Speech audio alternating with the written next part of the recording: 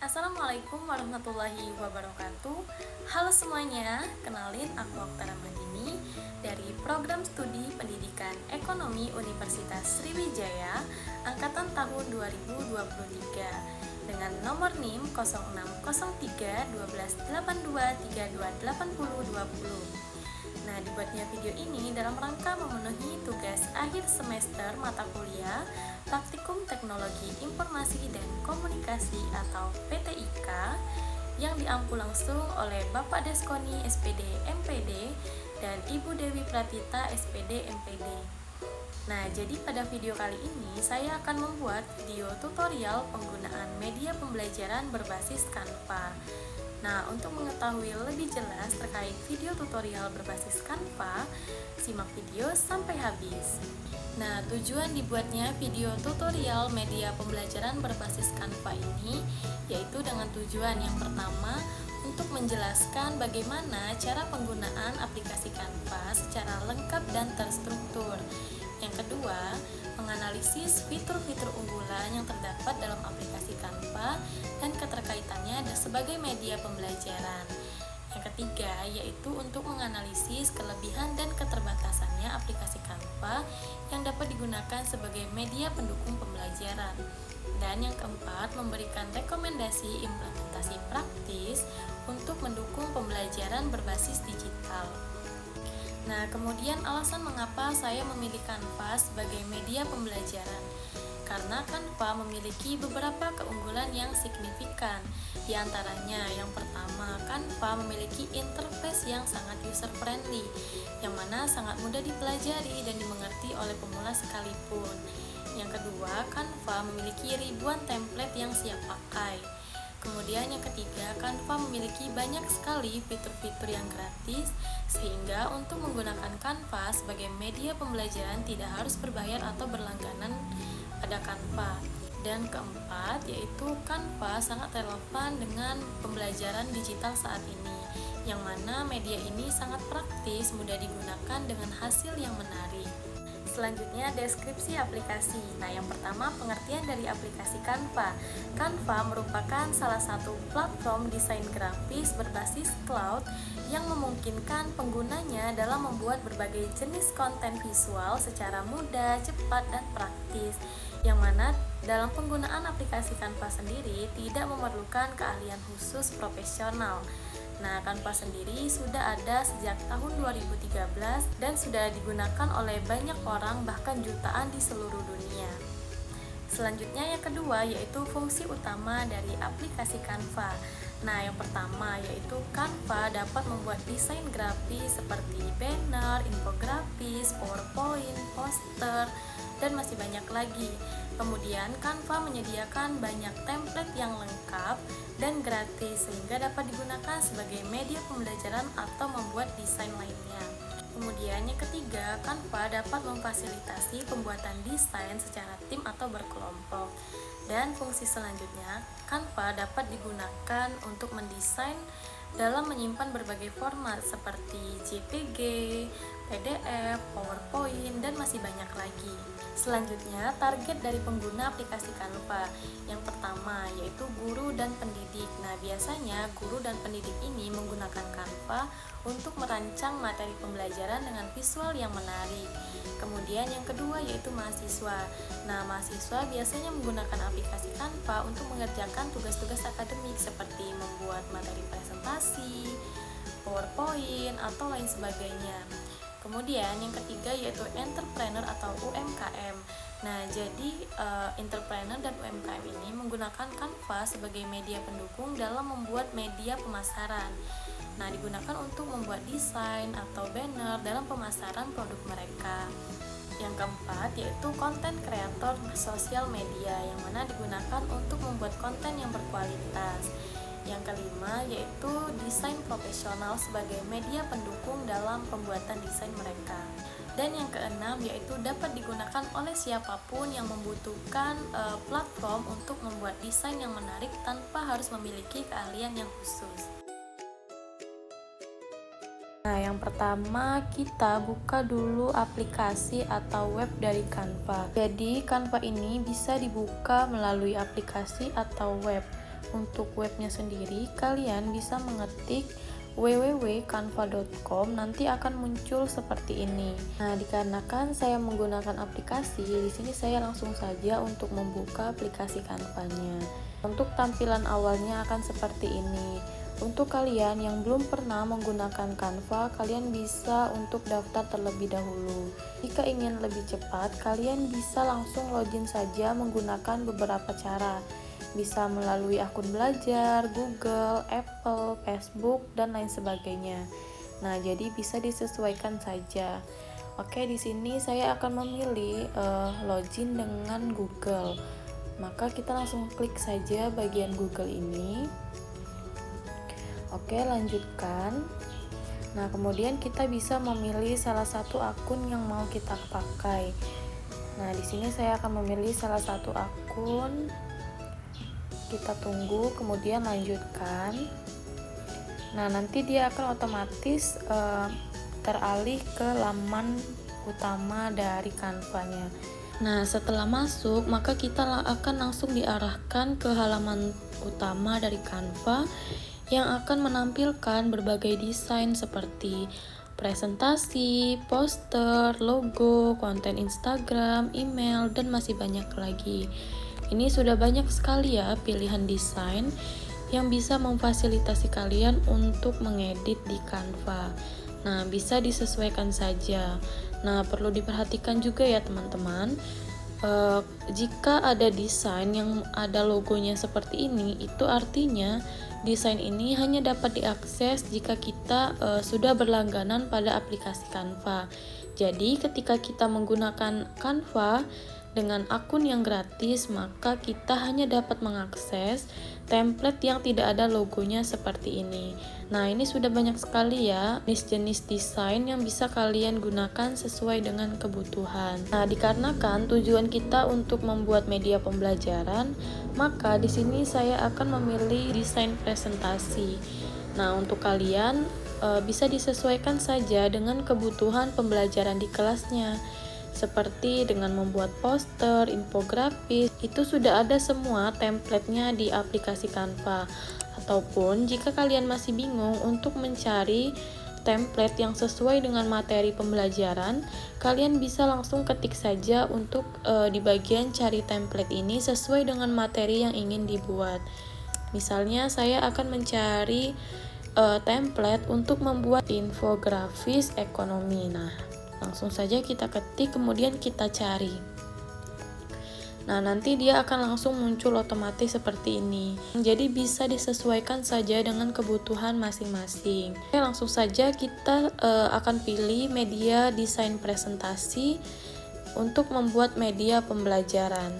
Nah, di sini kita bisa memilih template sesuai dengan yang kita inginkan. Untuk templatenya kita hanya bisa memilih yang tidak ada logonya seperti ini, dikarenakan kita menggunakan akun secara gratis. Oke, kita langsung saja pilih untuk templatenya. Kita klik, maka dia langsung otomatis ke halaman editor Canva. Nah, dia templatenya akan langsung muncul seperti ini. Di halaman editor Canva-nya sendiri sudah banyak sekali fitur-fitur yang bisa membantu kalian dalam memperindah tampilan dari media pembelajaran kalian. Nah, yang pertama itu ada fitur template. Nah, di sini terdapat template-template yang bisa kalian gunakan. Oke, lanjut, terdapat elemen yang bisa kita gunakan untuk menampilkan bentuk, icon, garis, foto, animasi, dan lain sebagainya. Nah, jadi bisa disesuaikan saja dengan kebutuhan masing-masing. Atau jika kalian masih bingung, kalian bisa ketikkan saja elemen yang kalian butuhkan untuk membuat media presentasi. Misalnya saya akan ketik uang. Maka di sini nanti akan langsung muncul elemen-elemen uang. Jadi ini langsung kita pilih saja sesuai dengan kebutuhan. Jangan lupa untuk penggunaannya kita hanya dapat menggunakan elemen yang tidak ada logonya, dikarenakan kita menggunakan akun secara gratis. Lanjut, ini ada bagian teks. Kita dapat mengedit judul, subjudul, ataupun isi materi. Nah, bisa kalian sesuaikan saja. Di sini juga terdapat banyak sekali pilihan jenis font yang bisa kita gunakan untuk memperindah tampilan dari media pembelajaran. Selanjutnya kita masuk ke bagian roll kamera. Roll kamera ini untuk kita menambahkan gambar atau materi yang dapat mendukung media pembelajaran. Kemudian ada fitur unggahan. Nah, di sini fitur unggahan ini untuk kita mengunggah foto atau video yang ingin dimasukkan ke dalam media pembelajaran. Kemudian ada fitur alat, lengkap sekali ya, ada alat tulis, ada garis, ada notes. Jadi bisa disesuaikan saja ya dengan kebutuhan masing-masing. Kemudian ada proyek. Nah, proyek ini adalah draft proyek atau desain yang sudah kita bikin sebelumnya. Jadi nanti akan tersimpan di sini. Kemudian ada media ajaib. Nah, di sini terdapat gambar-gambar yang bisa kita deskripsikan di sini. Misalkan kita mau membuat deskripsi gambar di dalam air. Nah, kita bisa langsung ketikkan saja deskripsi yang ingin kita buat desainnya. Nanti Canva akan otomatis menyediakan gambar yang kita inginkan. Jadi seperti itu ya, teman-teman. Oke, sampai di sini sudah paham ya tentang media pembelajaran dari Canva. Nah, untuk teman-teman, jika ada template yang tidak ingin digunakan, kalian bisa menghapus ataupun menambahkan halaman jika kurang halaman. Nah, kalian tinggal klik saja bagian template di bawah ini, nanti akan ada pilihan tambah halaman, duplikat, hapus atau alat halaman, layout, gaya, warna, dan lain sebagainya. Nah, di sini juga Canva menyediakan fitur tambahan seperti animasi, transisi, lapisan, catatan, dan masih banyak lagi. Nah, untuk animasinya sendiri itu untuk membuat kreasi pada halaman media pembelajaran supaya lebih menarik. Nah, di sini sudah banyak sekali pilihannya ya dan gratis. Nih, bisa disesuaikan saja dengan kebutuhan masing-masing. Kita contohkan kita menggunakan animasi geser datar ini. Nah, nanti dia akan seperti ini ya. Nih, kita buka. Nah, seperti ini dia. Jadi nanti akan ada animasinya seperti itu. Jadi nggak hanya polosan gitu media pembelajarannya. Kita langsung saja untuk ke pembuatan media pembelajaran berbasis Canva-nya. Nah, di sini kan sudah terdapat template yang tersedia. Maka di sini kita langsung edit-edit saja untuk materinya sesuai dengan materi masing-masing. Nah, kita juga bisa hapus bagian yang tidak perlu.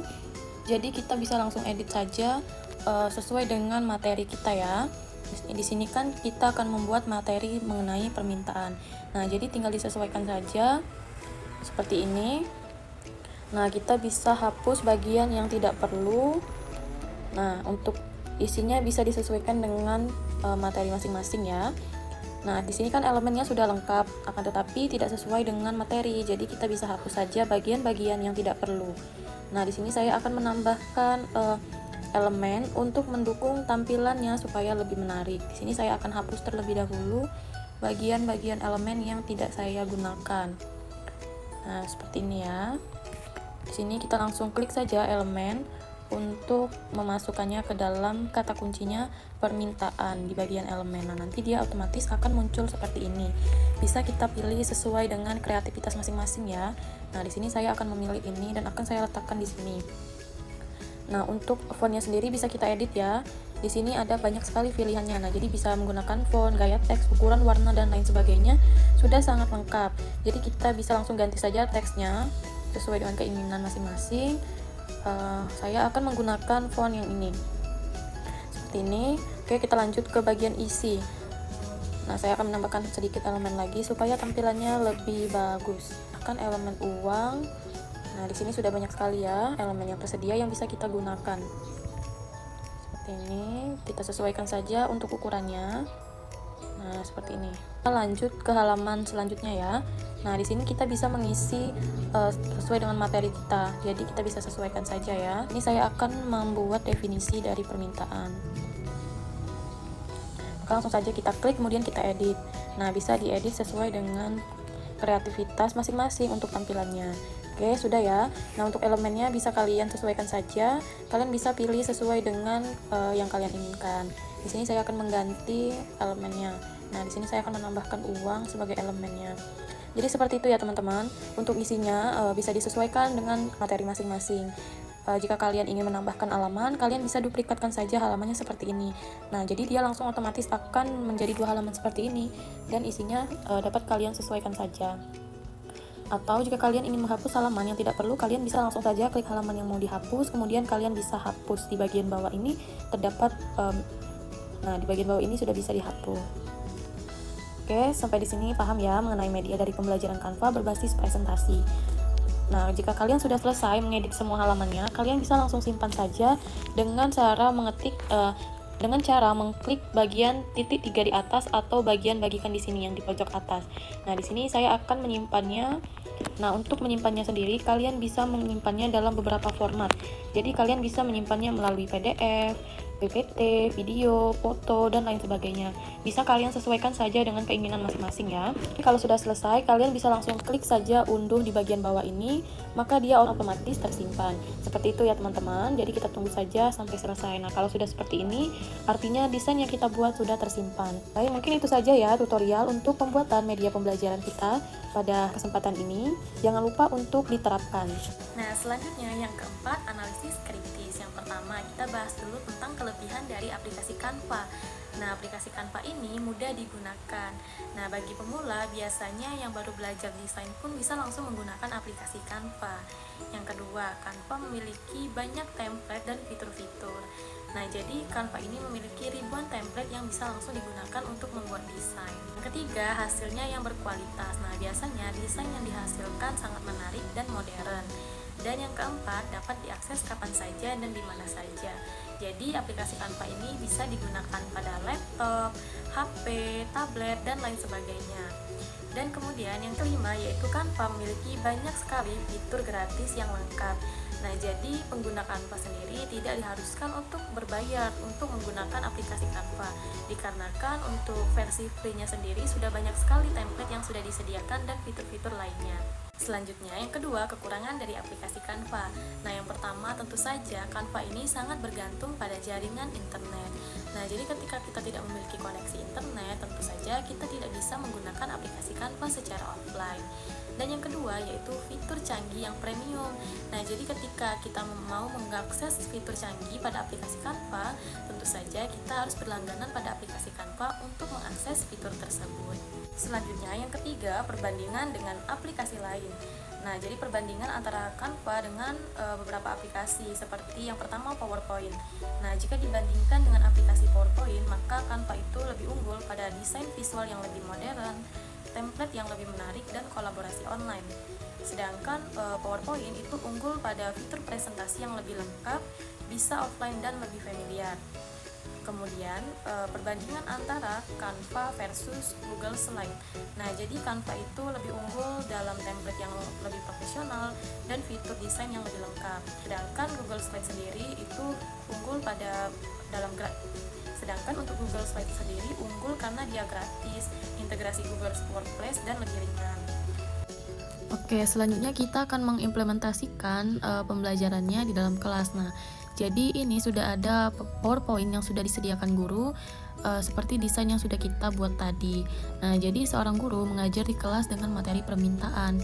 Kemudian guru tersebut sudah menyediakan PowerPoint untuk ditampilkan di kelas. Selanjutnya, guru sudah menampilkan definisi dari permintaan melalui PowerPoint. Nah, jadi siswa itu dapat memahami materi sesuai dengan yang sudah disediakan oleh guru untuk dijelaskan di kelas. Kemudian, guru telah menyediakan materi mengenai hukum permintaan. Nah, di sini juga terdapat grafik yang dapat membantu siswa dalam memahami materi. Jadi di sini siswa diajak berpikir, dengan itu siswa tidak hanya mengerti secara konsep saja, tetapi siswa juga dapat mengetahui secara visual mengenai sebab akibat perubahan harga maupun perubahan permintaan tersebut. Kemudian guru juga dapat mengajak siswa untuk berdiskusi dengan menampilkan slide diskusi dan memberikan pertanyaan kepada siswa. Contohnya, menurut kalian mengapa ketika harga naik maka permintaan akan turun? Nah, dengan seperti itu siswa akan merespon. Jadi dengan pembelajaran berbantu Canva ini, siswa dapat dilibatkan secara aktif dalam pembelajaran sehingga dia tidak hanya mendapatkan materi secara teori saja. Selanjutnya, keterkaitannya dengan teori belajar. Nah, jadi penggunaan Canva dalam pembelajaran ini sesuai dengan teori kognitif, karena membantu siswa dalam memahami informasi melalui visualisasi seperti teks dan grafik. Selain itu, juga dapat mendukung konstruktivisme di mana siswa dapat membangun pemahamannya sendiri melalui aktivitas membuat media pembelajaran. berdasarkan pembahasan mendalam mengenai Canva sebagai media pembelajaran, maka dapat disimpulkan bahwa aplikasi ini merupakan tools yang sangat efektif dan praktis untuk mendukung proses pembelajaran, khususnya di bidang pendidikan. Kemudahan penggunaan, ketersediaan template profesional, dan hasil visual yang menarik menjadikan Canva pilihan yang tepat bagi guru ataupun siswa modern. Nah, kemudian rekomendasi kebijakan. Yang pertama untuk guru. Kepada guru dan pendidik, gunakanlah aplikasi Canva untuk membuat materi pembelajaran yang menarik, agar dalam pembelajaran siswa tidak membosankan. Kemudian untuk mahasiswa, gunakanlah Canva untuk mengerjakan tugas-tugas akademik sekolah, seperti membuat bahan materi presentasi, PowerPoint, poster, dan masih banyak lagi. Untuk UMKM dan wirausaha, gunakanlah Canva sebagai media pendukung dalam membuat media promosi pemasaran. Jadi Canva dapat digunakan untuk membuat desain banner, poster, dan lain sebagainya. Nah, selanjutnya yang keempat, bagi integrasi kurikulum. Nah, sebaiknya masukkanlah keterampilan penggunaan Canva ini ke dalam pembelajaran literasi digital, agar semua siswa dapat melek terhadap digital dan media pembelajaran yang lebih modern. Dan yang kelima yaitu dukungan dari infrastruktur. Diharapkan bagi pemerintah untuk dapat mengusahakan setiap sekolah untuk memiliki jaringan internet yang memadai, supaya setiap sekolah bisa mengakses pembelajaran berbasis digital tanpa kendala sinyal, guna untuk menciptakan siswa yang lebih melek lagi terhadap perkembangan teknologi. Baiklah, mungkin sekian tutorial media pembelajaran berbasis Canva yang bisa saya jelaskan. Terima kasih telah menyaksikan, semoga bermanfaat. Saya akhiri, wassalamualaikum warahmatullahi wabarakatuh. Bye-bye.